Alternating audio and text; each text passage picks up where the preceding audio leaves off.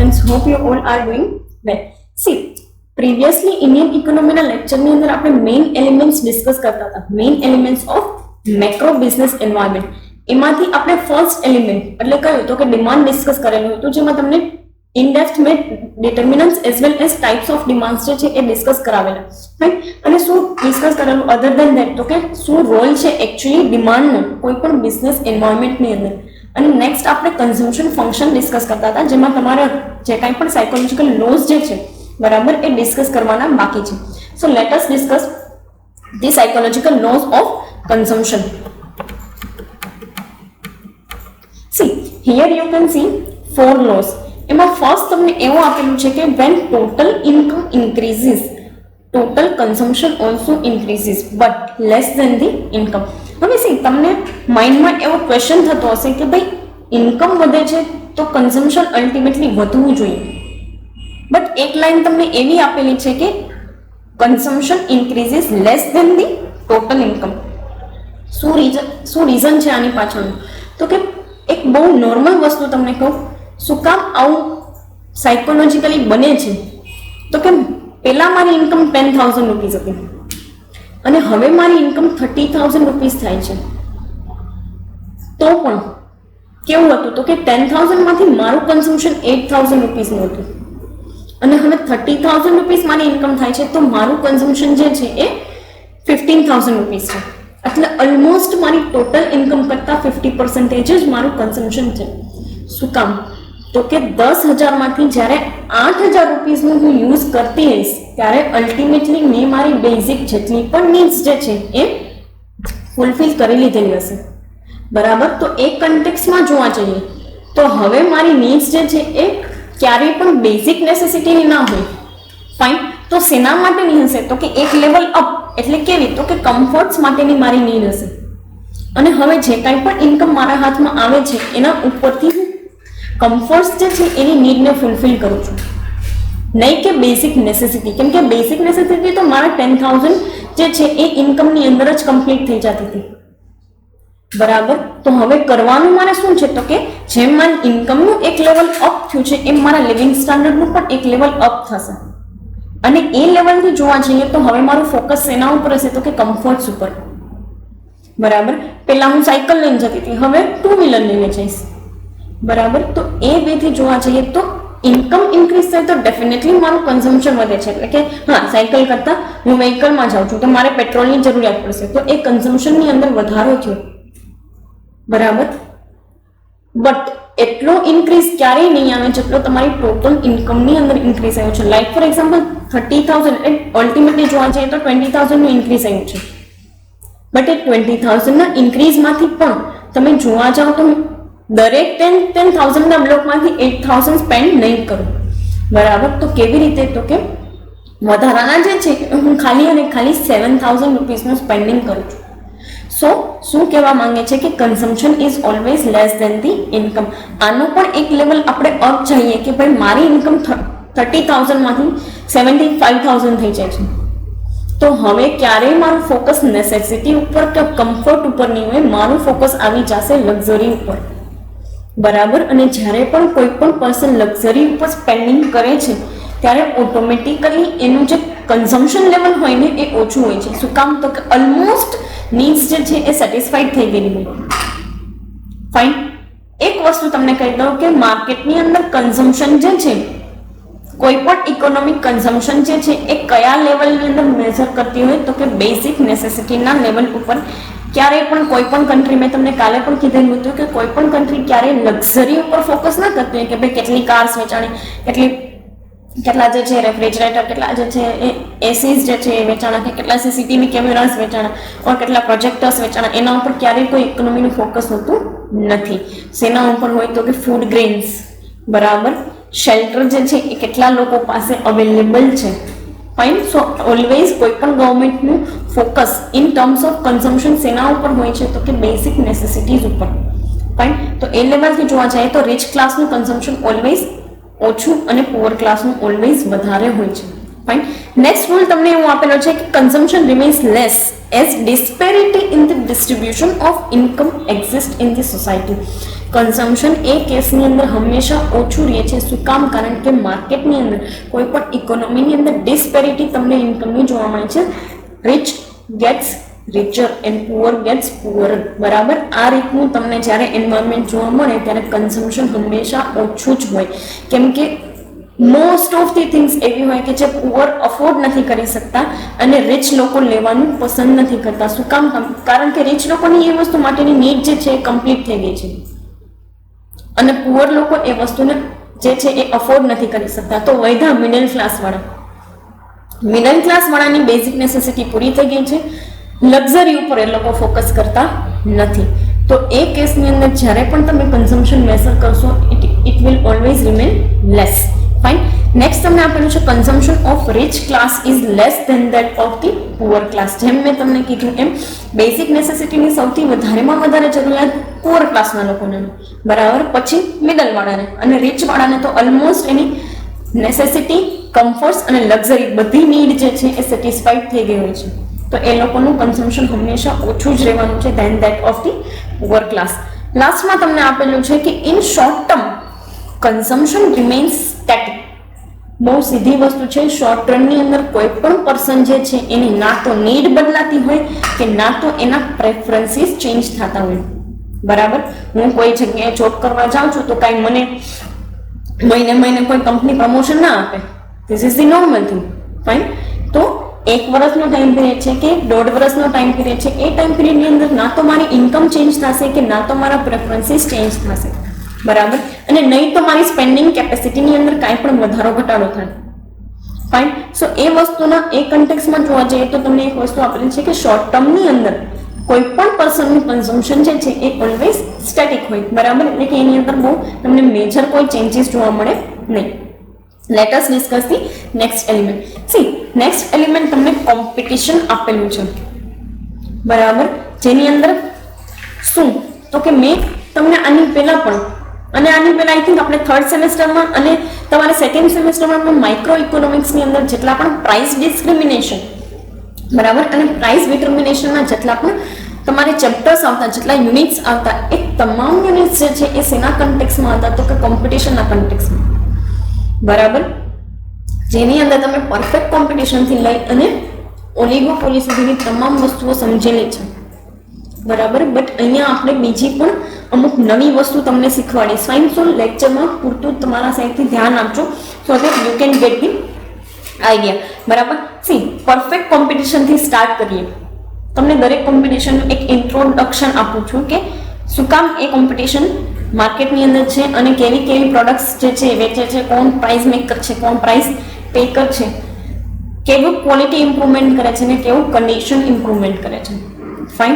So this is the thing. So let us discuss. First જે છે એ perfect competition, જેની અંદર n નંબર ઓફ સેલર્સ અને n number of buyers જે છે એ માર્કેટની અંદર છે. બરાબર, કેવી પ્રોડક્ટ વેચે છે તો કે હોમોજીનિયસ પ્રોડક્ટ વેચે છે, એકબીજા જેવી જ સેમ ટુ સેમ પ્રોડક્ટ જે છે એ માર્કેટની અંદર વેચે છે. જેના માટે તમે I think from the 11th standard તમે સાંભળતા આવ્યા છો કે શાકભાજી માર્કેટ જે છે એ પરફેક્ટ કોમ્પિટિશનનું એક્ઝામ્પલ છે. ફાઇન. બટ સ્ટીલ એક વસ્તુ તમને સ્ટાર્ટ કર્યા પહેલાં જ કહી દઉં છું કે પરફેક્ટ કોમ્પિટિશન જેવું કોઈ પણ માર્કેટ પ્રેક્ટિકલી એક્ઝિસ્ટ કરતું નથી. કારણ કે બહુ સિમ્પલ લેંગ્વેજની અંદર તમને એક વસ્તુ સમજાવી દઉં કે શાક માર્કેટની અંદર પણ, બરાબર, સબ્જી મંડીમાં પણ તમે જ્યારે જાઓ ને તો એક જણો 25 રૂપિયા કિલો બટેટા વેચતો હોય, બીજો 20 રૂપિયા કિલો બટેટા વેચે છે, બે બટેટા જ વેચે છે. બરાબર, તો તમે આ જે એક્ઝામ્પલ જોતા આવો છો, ઘણી વખત ફૂડ ગ્રેન માર્કેટને પણ આની અંદર કન્સિડર કરવામાં આવે છે. બરાબર, એટલે કે માર્કેટિંગ યાર્ડ કે જ્યાં અનાજ, બરાબર, જેના તમે ઢગલા જોઈ શકો છો, એ માર્કેટને પણ પરફેક્ટ કોમ્પિટિશનમાં એક્ઝામ્પલ તરીકે લેવામાં આવે છે. But there is no any existence of perfect competition market. No doubt there is always n number of sellers and n number of buyers in terms of sabzi mandi, or we can say that in terms of food grain market. બરાબર, but ક્યારેય એને perfect competition કહી શકાતું નથી. કારણ કે દરેક person જે કાંઈ પણ એવી સિમિલર પ્રોડક્ટ વેચે છે એ દરેકની પોતાની એક પ્રાઇસ હોય છે ને એ પ્રાઇસે વેચતા હોય છે. But that is completely depends on the consumer કે તમારે 20 કિલો બટેટા લેવા 25 કિલો. બરાબર, so that is the thing. Fine. Perfect કોમ્પિટિશનની અંદર જે કંઈ પણ બિઝનેસીસ ઓપરેટ થતા હોય છે એ ક્યારેય પણ પ્રાઇસ મેકર નથી હોતા, દે are always the price taker. એટલે કેવું તો કે બધા લોકો મોર ઓર લેસ સેમ પ્રાઇસે જ વસ્તુ વેચતા હોય છે. 20 થી 25 ના પ્રાઇસ બેન્ડની અંદર વસ્તુઓ વેચાતી હોય છે. ફાઇન. તો this is the only thing. Perfect કોમ્પિટિશનની અંદર જેટલા જે કાંઈ પણ લોકો ઓપરેટ થાય છે એમાં buyers as well as consumers બંનેને નોલેજ હોય છે about the prices as well as about the quality as well as about the packaging. Fine. તમે લેવા જાઓ છો તમને ખબર જ હોય કે બટેટાના ભાવ અત્યારે કેટલા ચાલે છે. ફાઇન.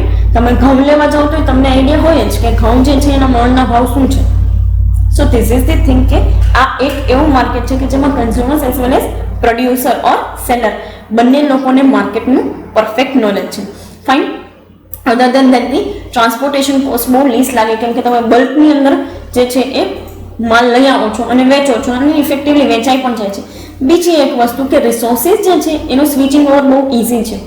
એટલે કેવું તો કે આજે હું કોઈ એક શાક માર્કેટમાં છું, મારી જે કાંઈ પણ રિસોર્સિસ છે એ લઈને તો કાલે બીજા કોઈ શાક માર્કેટની અંદર રહીશ. ફાઇન. આજે આ માર્કેટિંગ યાર્ડમાં છું તો કાલે બીજા કોઈ માર્કેટિંગ યાર્ડમાં રહીશ. સો રિસોર્સિસ જે છે એનું સ્વિચિંગ ઓવર બહુ ઇઝી હોય છે પરફેક્ટ કોમ્પિટિશનની અંદર. આ થઈ ગઈ પરફેક્ટ કોમ્પિટિશનની વાત, જેમાં n number of buyers n number of sellers, knowledge છે કન્ઝ્યુમર એટલે કે બંને parties consumers as well as producer અને સેલરને.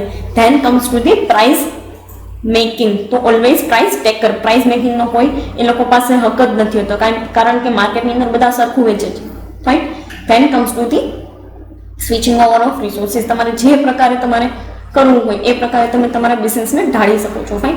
સો this is the thing. This is all about the perfect competition. Then comes to the monopoly. Only single seller, only single decision maker, only one person who is the price maker and only the supplier of the market. બરાબર. આ બહુ simple મોનોપોલીને તમે બહુ સારી રીતે જાણો છો અને સમજો પણ છો. માર્કેટની અંદર એક જ સેલર હોય અને n નંબર ઓફ બાયર્સ છે. બરાબર. એ પોતે પ્રાઇસ મેકર છે. જે કાંઈ પણ ક્વોલિટી, ક્વોન્ટિટીઝ અને જે કોઈ પણ ડિસિઝન મેકિંગ છે એક પ્રોડક્ટ માટેના એ પોતે જ લે છે અને માર્કેટની અંદર ધારે એ પ્રાઇસે. બરાબર. એટલે કે માર્કેટની ઇન ટર્મ્સ ઓફ પ્રાઇસિંગ જે છે એ ઇન્ફ્લુઅન્સ કરી શકે છે. તો ધારે એ પ્રાઇસે માર્કેટની અંદર એ જે કાંઈ પણ વસ્તુ છે એને વેચી શકે. Fine. So this is the thing all about the monopoly. Then comes to the monopolistic. See મોનોપોલિસ્ટિકની અંદર કેવું છે તો કે simply few buyers, few sellers, but more than the oligopoly. બરાબર. એટલે કે મોનોપોલીની અંદર ઘણા બધા જે છે એ સેલર્સ લોકો છે. બહુ એક સિમ્પલી વેની અંદર તમને કહી દઉં કે જેટલું પણ કન્ઝ્યુમર ગુડ્સનું માર્કેટ જે છે, બરાબર, that is the market of monopolistic competition. Fine. જે કાંઈ પણ કન્ઝ્યુમર ગુડ્સનું માર્કેટ છે that is totally monopolistic market કે જેની અંદર જે કાંઈ પણ બાયર્સ, બરાબર, અને સેલર્સ લોકો જે છે એ પોતાની રીતે બાય આઉટ અને સેલ આઉટ કરી શકે છે. બીજી એક વસ્તુ કે આ માર્કેટની અંદર પણ હોમોજીનિયસ પ્રોડક્ટ વેચાય છે અને એવી પ્રોડક્ટ કે જે એકબીજાના ક્લોઝ સબસ્ટિટ્યુટ છે. બરાબર. ક્લોઝ સબસ્ટિટ્યુટ છે એટલે કેવું તો કે હું બનાવું ને એવી જ પ્રોડક્ટ મારા બાજુવાળો બનાવતો હોય ને એવી જ પ્રોડક્ટ એની બાજુવાળો બનાવે છે. તો કોઈ પણ જેટલા પણ લોકો ત્યાં ઓપરેટ થાય છે એ બધા સેમ વેની અંદર વર્કઆઉટ કરતા હોય છે. Fine. So that is the thing. અને એ વેની અંદર આ વસ્તુ આપેલી છે. નાઉ સી શું કહે છે તો કે સિમ્પલી મોનોપોલિસ્ટિક કોમ્પિટિશનની અંદર કોઈ પણ પર્સન પ્રાઇસ ટેકર નથી હોતા. હા, પોતાના બિઝનેસ માટે પ્રાઇસ મેકર એ ડેફિનેટલી હોય છે અને એ લોકો શું તો કે એક વ્યક્તિ ચેન્જ કરશે તો બીજા લોકો પ્રાઇસ ચેન્જ કરશે. So they are always in the price war.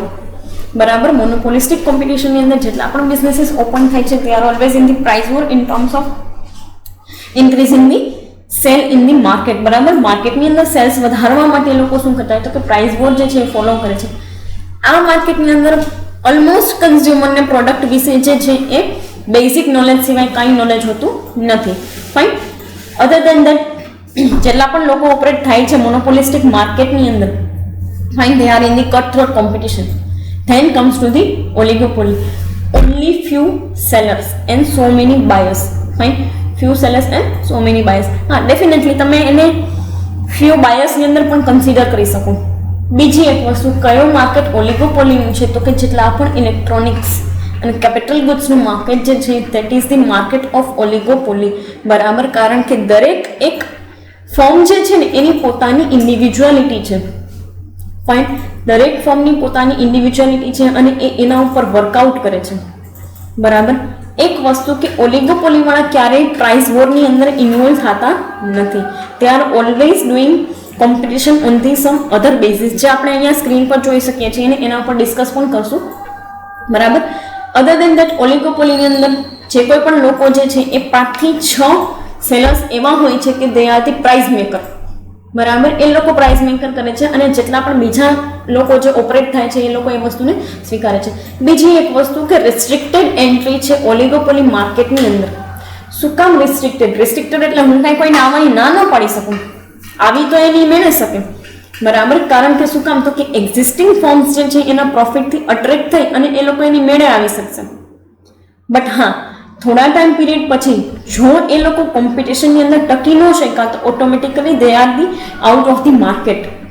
બરાબર, તો ઓલિગોપોલીની અંદર જે કાંઈ પણ કોમ્પિટિશન થાય છે એ બહુ એડવાન્સ લેવલનું હોય છે, જેની અંદર એ લોકો ક્વોલિટીથી લઈ અને પેકેજિંગ સુધીની તમામ વસ્તુ પર ફોકસ કરતા હોય છે. તો આ કેસની અંદર આવવાવાળી કંપનીએ બહુ બધા resources, advanced resources as well as બહુ બધા એફર્ટ્સ લઈને આવવું પડે. અને જો નથી આવતા, ખાલી બાય ધી પ્રોફિટ, બરાબર, એક્ઝિસ્ટિંગ ફોર્મના પ્રોફિટથી અટ્રેક્ટ થઈ અને આવે છે તો પછી એનું કોઈ અસ્તિત્વ નથી રહેતું. થોડાક ટાઈમ પીરિયડ પછી બહાર જવાનો વારો આવી જાય. ફાઇન, હવે તમને સ્ક્રીન ઉપર તમે જોઈ શકો કે 3 ટર્મ્સ આપેલી છે કે quality of goods, change in the selling condition and change in the selling cost. હવે આ બધી વસ્તુનો પર્પઝ શું છે? તો કે આ ઓલિગોપોલી માર્કેટના કન્ટેક્સમાં આપેલું છે. પરફેક્ટ કોમ્પિટિશનની અંદર પ્રાઇસ નામે તમારા હાથમાં કંઈ હોતું નથી. મોનોપોલીની અંદર તો ગવર્મેન્ટે ઇન્ટરફિયર કરી શકે એમ નથી.